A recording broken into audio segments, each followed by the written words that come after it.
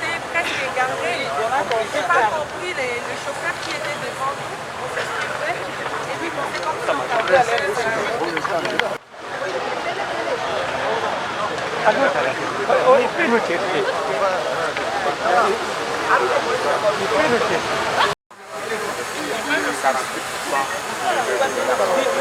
Nous avons 200 la alors, si vous acceptez que nous puissions nous avancer ensemble,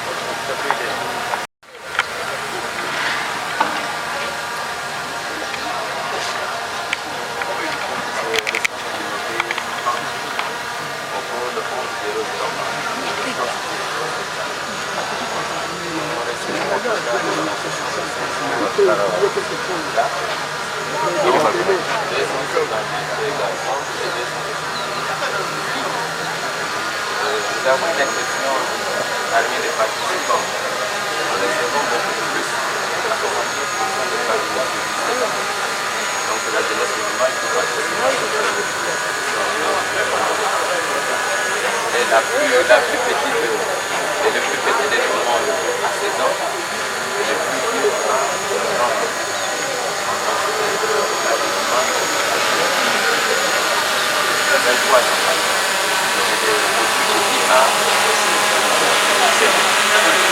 Et à moins de donner 17 ans.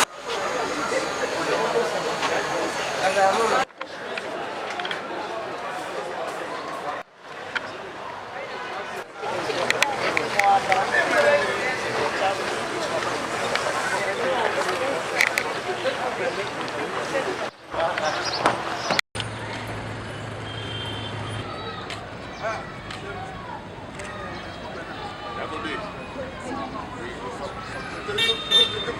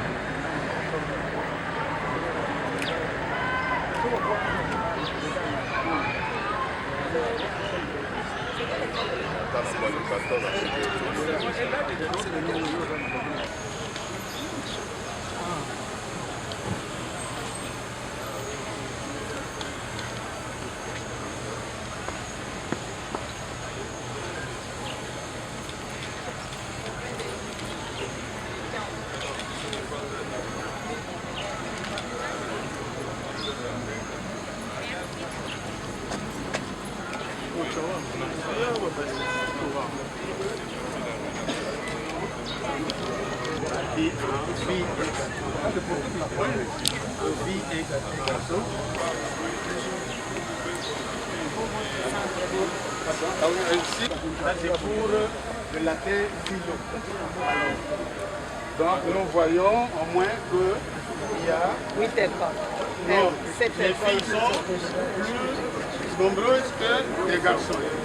Nous arrivons ici, c'est l'option biologie chimie, avec 189 candidats inscrits, dont 97 filles et 92 garçons, toujours un surplus de filles. La troisième option, c'est la pédagogie générale, avec 158 candidats inscrits, dont 93 filles et 65 garçons. Toujours les filles majoritaires par rapport aux garçons. Alors, Non, mais c'est parce que la maman est femme. Alors, Il y a des mamans hommes. le total, c'est 519. Le moins âgé du centre, il est né en 2005. C'est au complexe scolaire Loango en pédagogie générale. Ok. Le candidat le plus vieux ou le plus âgé est né en 1952. C'est un candidat autodidacte qui veut se refaire. Alors, il est toujours en pédagogie générale, il est né en 1950. Voilà d'une façon générale l'image chiffrée de notre province, mais aussi de notre centre que nous allons visiter bientôt. 2 salles. 2 salles seulement. 2 Merci. salles. Les plus âgés.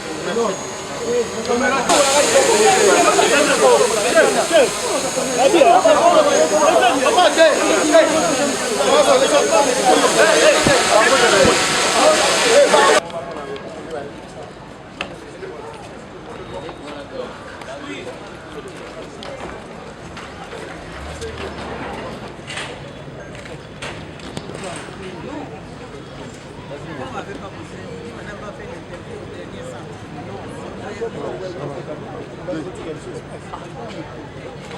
On fait les dernières choses.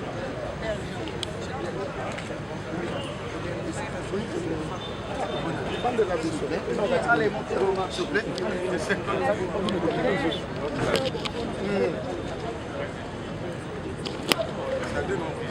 Soyez prêts à monter là.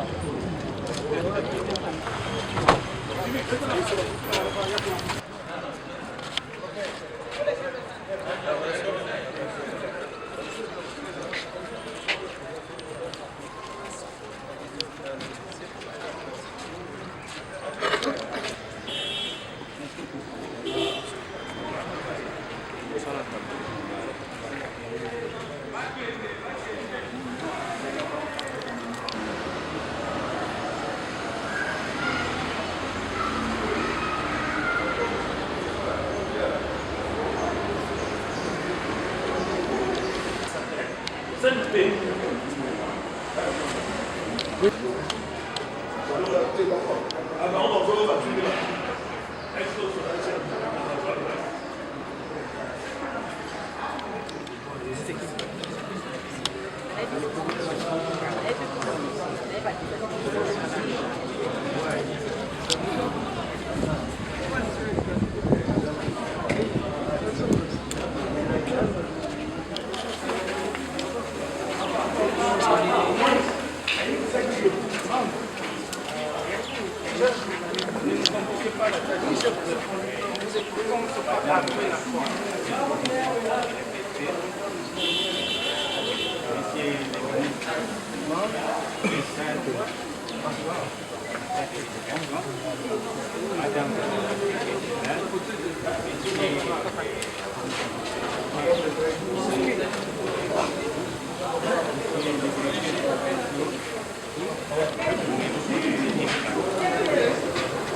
province éducation des a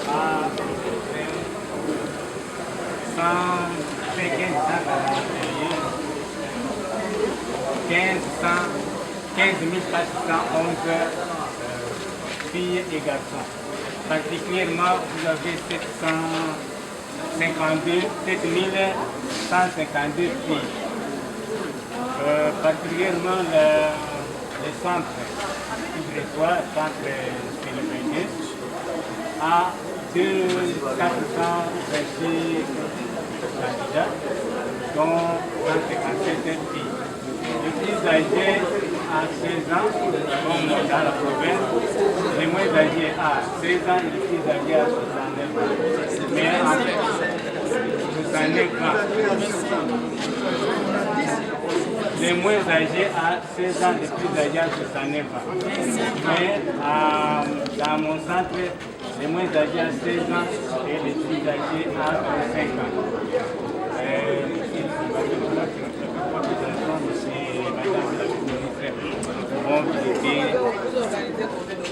Nous organisons 7 options à mon centre.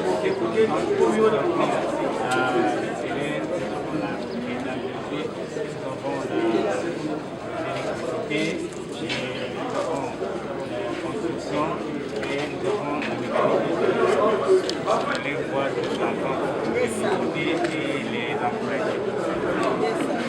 S'il vous plaît.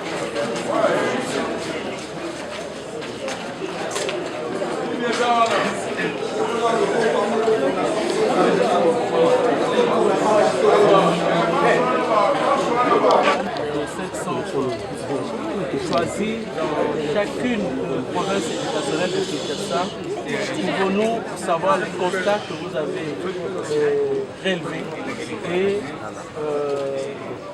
ce que vous pouvez avoir comme impression. Nous avons été à l'Institut Monseigneur Pompéiade, qui est lancé officiellement hors session à la table de ministère qui est en dehors toujours pour la cause de l'éducation. Mais après cela, nous avons visité les 5 provinces éducationnelles de la ville-province de Kinshasa, où nous sommes très satisfaits de l'organisation de l'examen. Tout s'est bien passé, tout se passe bien parce qu'il y a encore quelques élèves qui sont dans la salle et nous sommes convaincus qu'à l'intérieur du pays aussi ça s'est bien déroulé parce que jusque-là nous n'avons pas reçu d'appel pour prévenir de quoi que ce soit comme incident à l'intérieur du pays. Donc en gros on est satisfait et nous souhaitons encore bonne chance à tous les candidats qui ont passé leur examen aujourd'hui. Et nous encourageons les filles parce que partout où nous sommes passés, nous avons vu qu'il y a une augmentation des participations des filles à l'examen d'État. Et nous croyons que c'est dû à la gratuité de l'enseignement proclamé par le chef de l'État. Et nous demandons aux parents d'envoyer encore les enfants à l'école parce que c'est eux l'avenir de notre pays. Merci.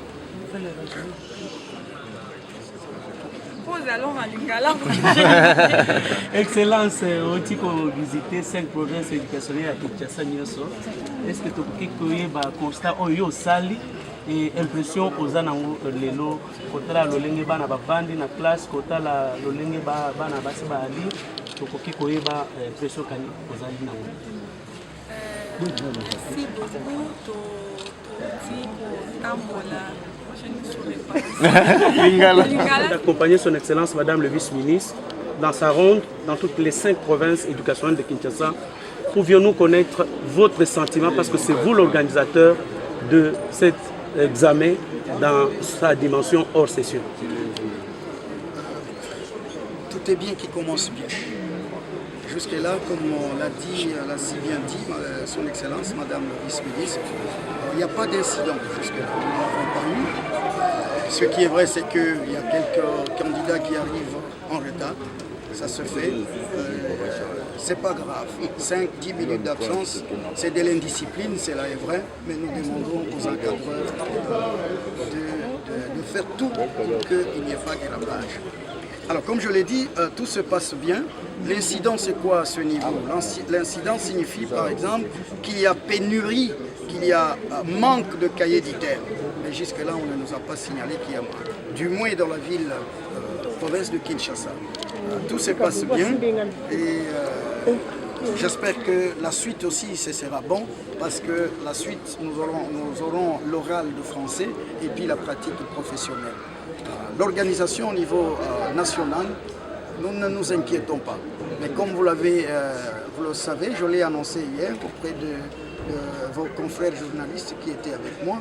J'ai signalé l'absence de l'examen hors frontière, particulièrement à Cabinda, parce qu'il n'y a pas vol. Le vol n'a pas été organisé durant toute la semaine. Eh bien, on nous a promis pour mardi prochain. C'est pas grave. C'est une épreuve qui peut être décalée. C'est pas grave. Je crois que mercredi, si pas jeudi prochain, de ce côté-là, ça ira égal. Donc en général, ça va. Jusque-là, ça va. Nous attendons le son de cloche cet après-midi. Vous savez, le pays est assez vaste.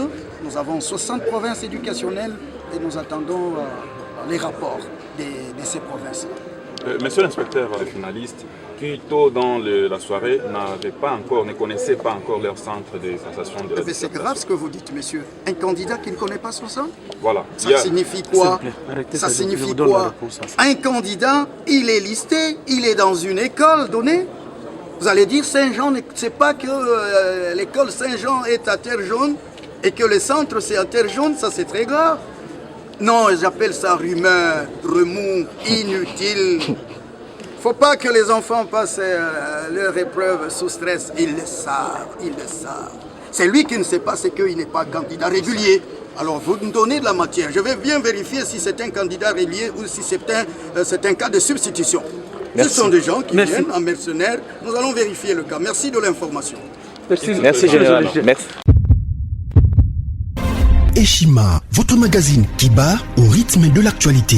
Une réponse à vos besoins en information, un éclairage dans divers domaines. Impartial, documenté, instructif. Eshima au cœur de l'info. Retrouvez la nouvelle édition. Le service national de la RDC, une seconde chance pour les Kuluna. Le commandant du service national, le général-major Jean-Pierre Kassongo Kabouik, est en passe de réussir le plus difficile. La conversion des délinquants juvéniles appelés Kuluna en bâtisseurs de la République. Jean-Pierre Kassongo Kabouik a réalisé des avancées notables à la tête de ce service qu'il occupe depuis juillet 2018. Ce jeune délinquant, presque indomptable dans le rue de Kinshasa, ont finalement été maîtrisés au centre pilote de Kanyama KCC. À ce jour, ils sont endoctrinés et formés à rendre service à la nation, à devenir utiles pour le pays. Au total, 2000 anciens Kuluna devenus aujourd'hui bâtisseurs ont perçu leur premier salaire après une période de 14 mois de formation dans plusieurs domaines, notamment la maçonnerie, la menuiserie et autres. Cette étape a concrétisé la volonté exprimée par le chef de l'État, Félix Tshisekedi, qui prône une autre méthode plus humaine pour l'encadrement de ce jeune brigand urbain et leur réinsertion sociale. Cela à travers la formation pour servir de main-d'œuvre au profit de la République démocratique du Congo. Dans un long entretien accordé à Eshima Magazine, le général-major Jean-Pierre Kassongo Kabouik explique le retour 4 ans après de la production agricole à Kanyama KCC. Dans cette interview exclusive, le commandant du service national égrène les réalisations de cette structure qui revient d'une longue léthargie. Il évoque l'expérience des cantines militaires et policières et révèle que son service paramilitaire mettra bientôt ses cantines à la disposition du campus universitaire en faveur des étudiants. Focus, L'équipe Mwakadi fait exploser le compteur. La DGI dépasse 200% des recettes fiscales au mois d'avril 2022, soit le triple réalisé en avril 2021. Une performance historique jamais réalisée au sein de cette régie financière. À lire également, les FARDC progressent de 5 places au monde selon le classement établi par Global Power. Analyse de l'état de siège décrété depuis 1 an dans les provinces de l'Ituri et du Nord Kivu. Découvrez également plusieurs autres sujets à lire dans ce nouveau numéro. Retrouvez l'intégralité du magazine Eshima dans les kiosques. Eshima Magazine, un nouveau standard d'information.